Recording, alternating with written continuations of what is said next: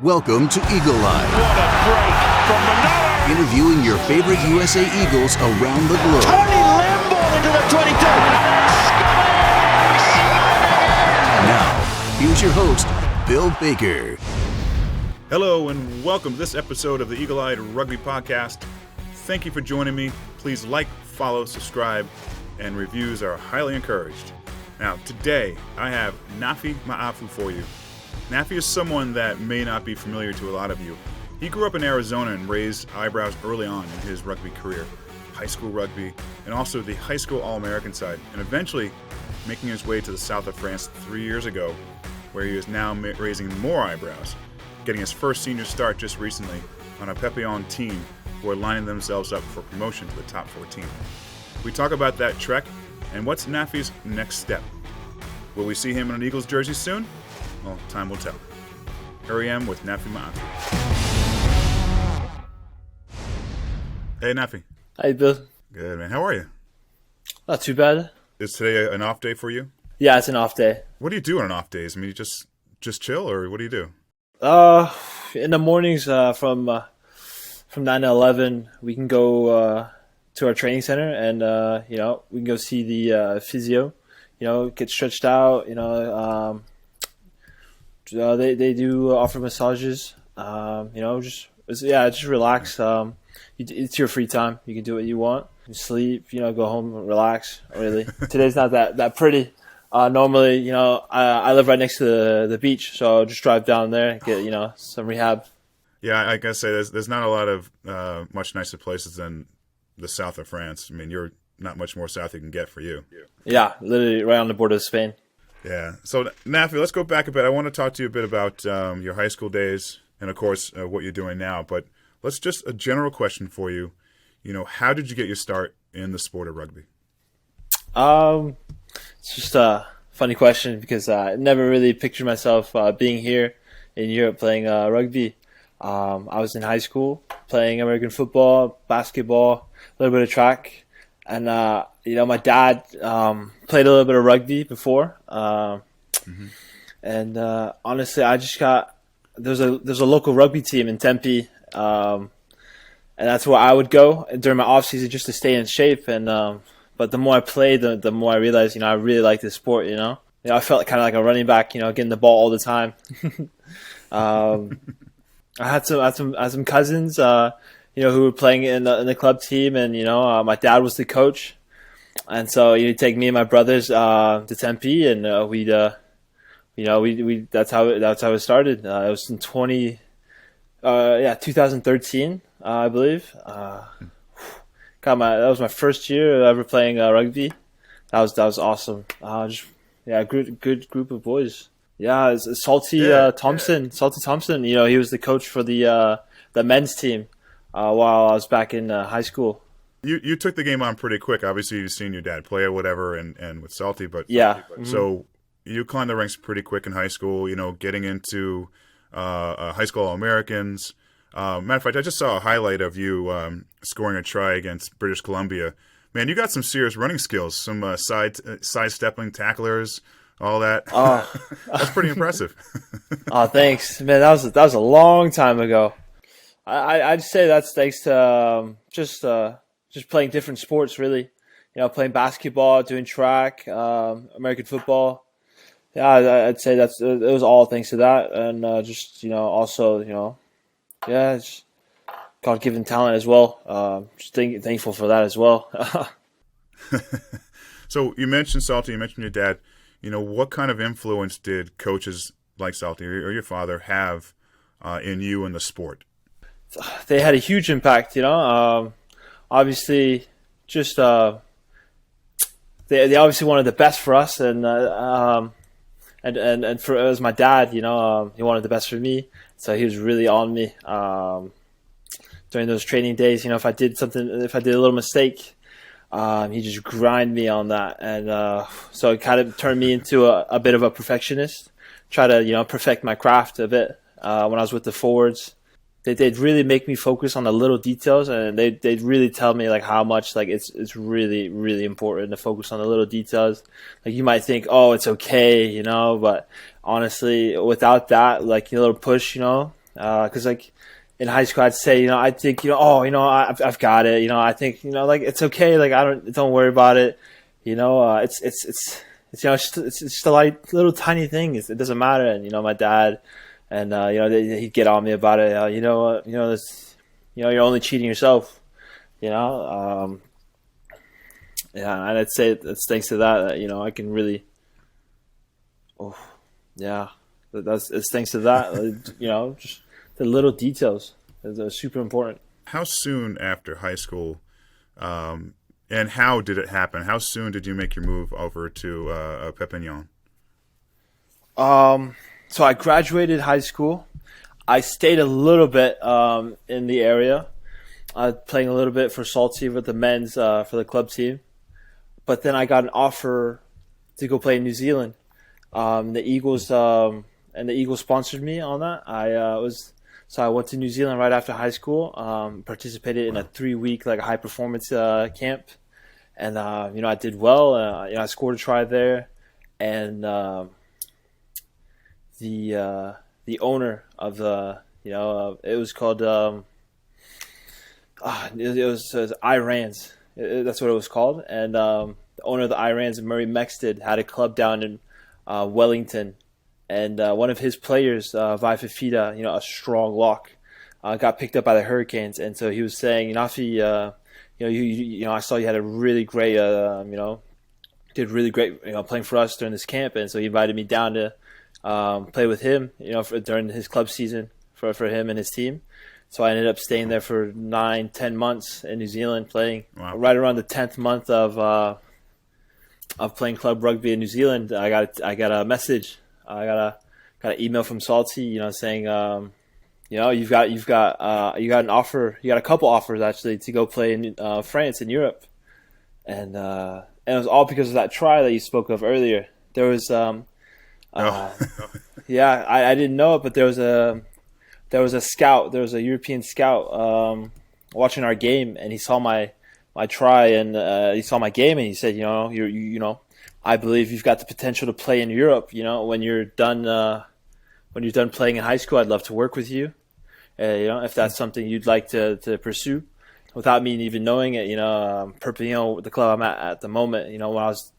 While I was in New Zealand, they won their championship, and so all their boys, were too old, and so they were going to professional, the other professional clubs, and so they needed more players, and they asked the scout if he knew anybody, any second row that caught his eye, and so there I was in New Zealand. I caught an email, and they're like, Nafi, would you like to come down to Europe and France and come play some rugby? And I was like, yeah, of course. That sounds awesome. I was just wow. I couldn't believe it. After high school,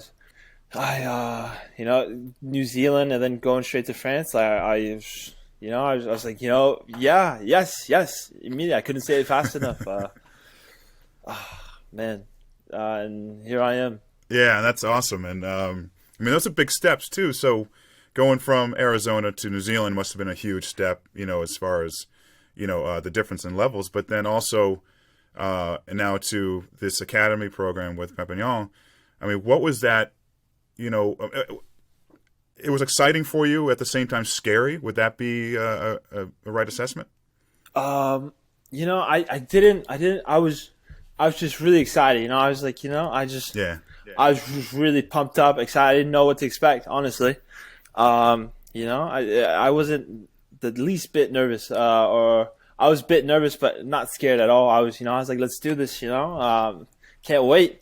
But then when I got there, that's when I realized the problem was the language. That was going to be really tough for me, the language barrier. So in New Zealand, main language is English, so it's fine. I got on real nice with everyone. But then when I came to France, my first year was just really difficult to try and communicate with the guys. No one speaks English. I didn't speak any French. And, and here I was just thinking back in high school, at my senior year.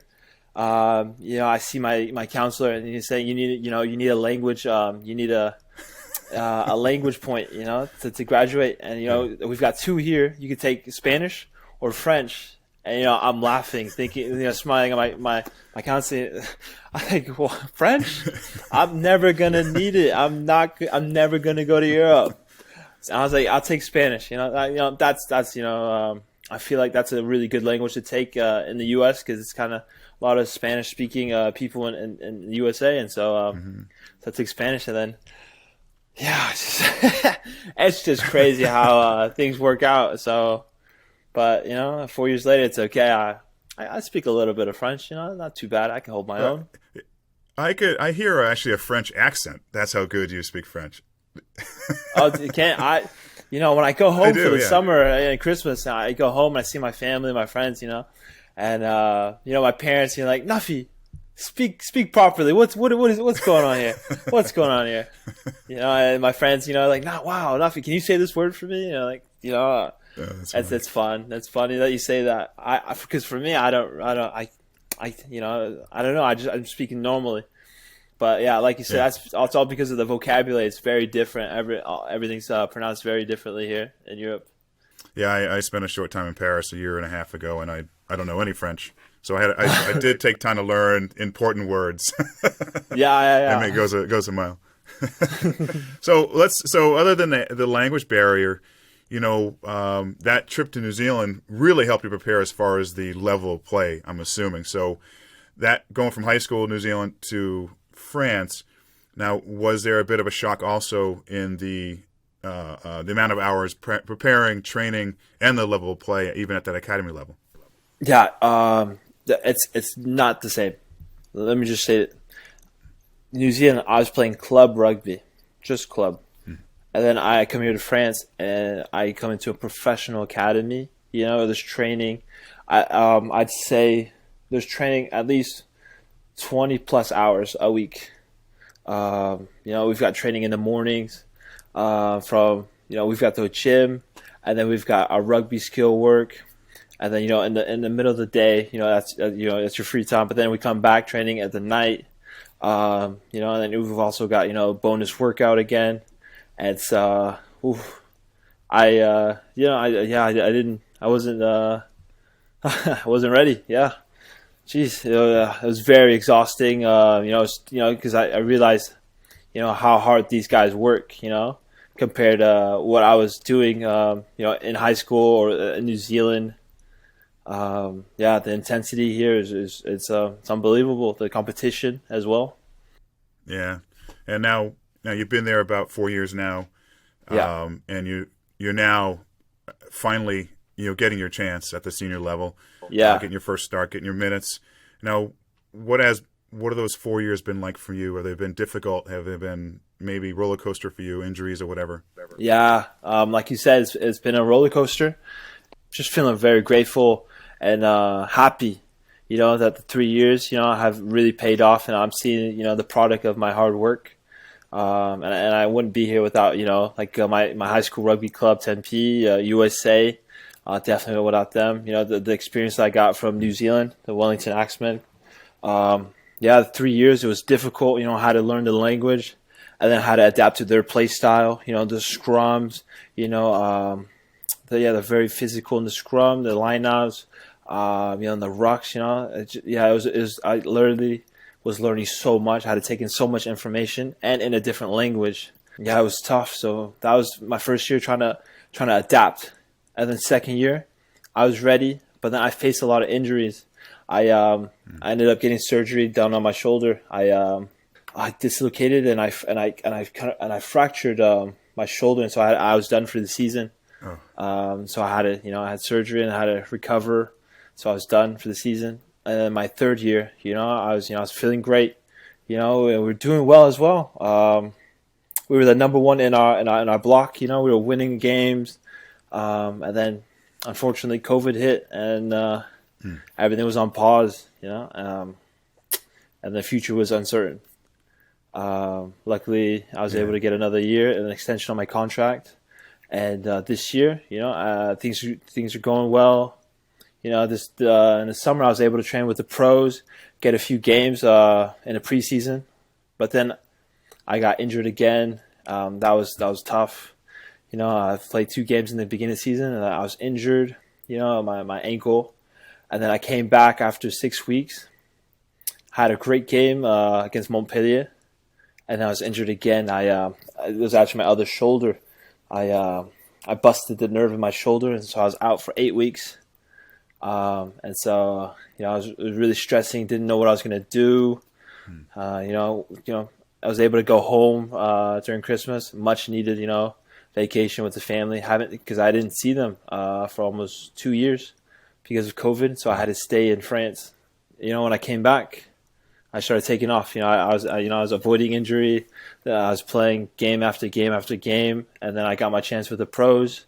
I played 2 games prior. I got my, and then before starting on my 3rd game, and I was able, when I got the opportunity, and I was able to, show the team, show the coaches, honestly, just show the supporters, the club, who I really am, and what I can do, and I was so grateful. It was crazy, to get the man of the match, and on top of that, we got the win.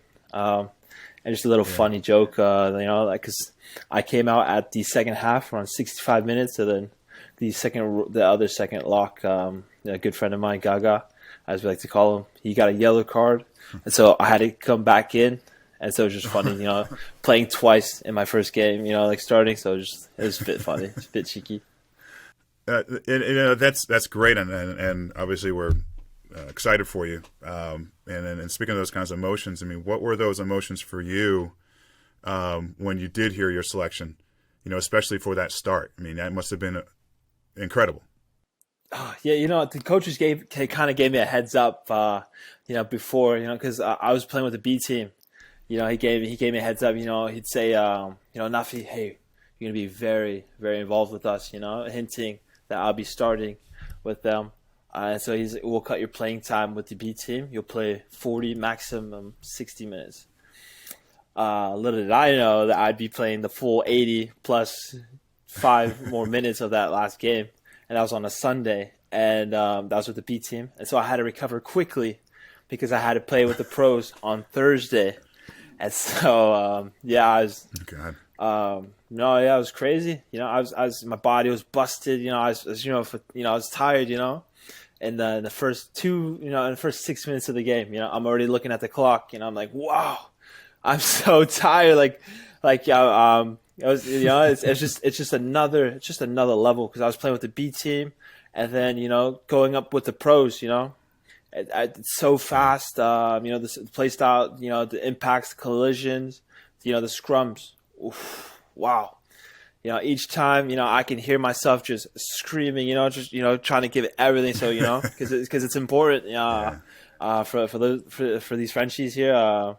They did the scrums and the line is a very important part of our set piece of our gameplay.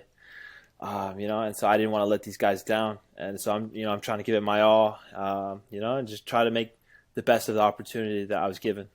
So you're how long are you contracted to? End of this season? Yeah, at the end of the season. So what's next? Have you thought about it much? Yeah, I'm actually in the middle of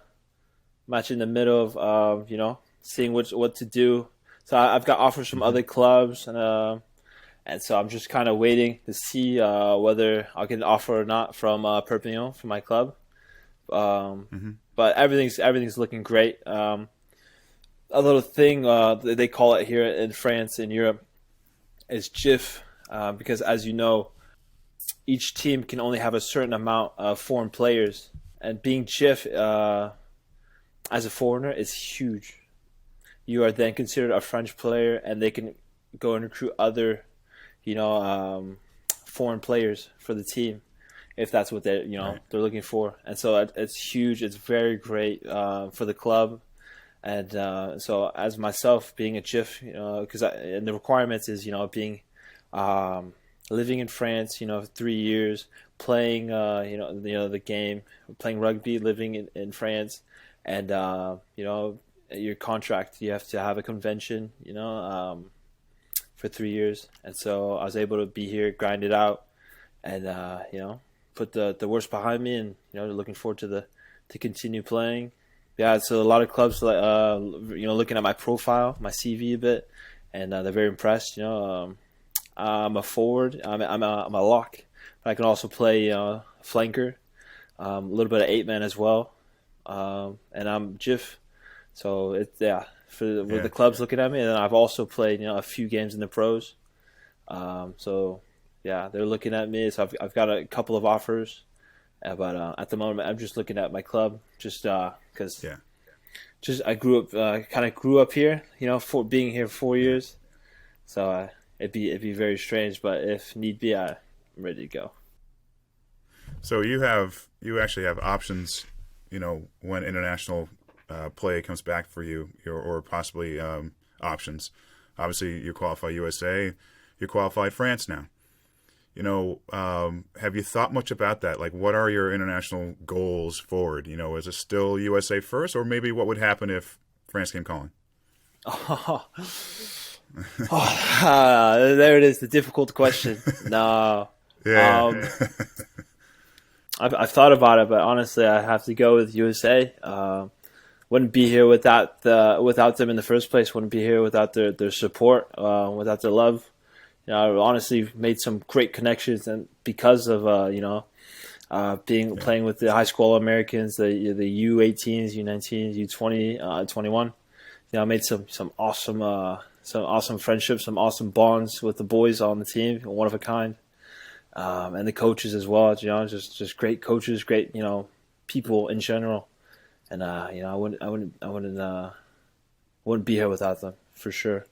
They have all left their mark on me. They've all got a special place for in my heart. When I play, I always carry them with me, them and my family. So one day I'd love to, love to come out and represent the USA, the Eagles. And one more question for you. Since you began playing, since really just high school, how do you think you've changed as a player since till now? And I'm not talking about that big hairdo you had at one point. You've seen that? Okay. How have you changed? Honestly, when I was in high school, I never played defense. I never liked it. I was like, for me, I would go, like you've seen the video. For me, I'd kind of, I'd score the tries. I'd break the line. Make the pass off the offload. But for sure, I've learned so much. Now, I love a little contact, a little tackle. I still, obviously I've progressed, in ball carrying the ball strong, keeping my feet, the drive alive.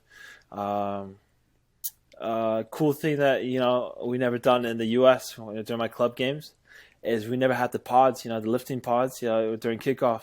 Usually, you would kick it off, amateur. You just jump up by yourself and catch it. But here, academy and the professional level, you've got to really build up that skill to jump up, make a pod, and be able to get underneath the ball as it's coming down and catch it. That for me was very difficult. That was extremely difficult for me to learn. I'd seen that. I was like, what the, wow, man. I learned so much. But at the same time, still learning. Coming up here, eating, sleeping, training with the pros. Learning new stuff every day. From these guys who've played. Some of these guys played in Rugby World Cup. For their respective countries. Other players have played. Playing with a guy he used to be the captain of the national French team. He's just just a lot of guys here. And they're all different. They've all got their factor X. That their specialty. That's something they're really good at. And me just being able to watch them training, playing with them. I try to take those little bits and pieces and try to put it into my play style and the way I play, and try to try to play to the best of my ability, and then some. No, that's great, Nafi. Again, thank you, really thank you for joining me today, and good luck the rest of the season. Good luck with your contract negotiations, whatever, and we're cheering for you over here. Thanks so much, man. Thank you so much. It was a pleasure being on here, and man, thank you so much.